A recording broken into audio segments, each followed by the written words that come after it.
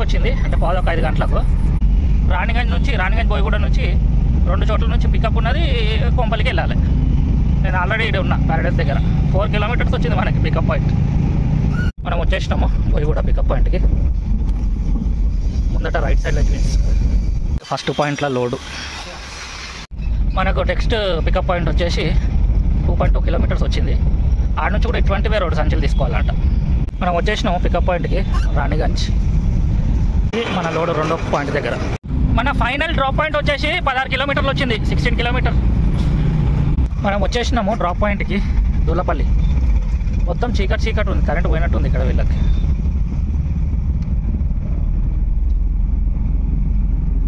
అందరు కరెంట్ పోయింది అనుకుంటా. మన డెలివరీ ఇదే మన అన్లోడింగ్ పాయింట్. ఏం కనిపిస్తలేదు, మొత్తం కరెంట్ పోయింది, చీకటి వేరే రోజు మొత్తం. ఈ బుకింగ్లో 774 అయితే 626 మనకు మిగిలినాయి.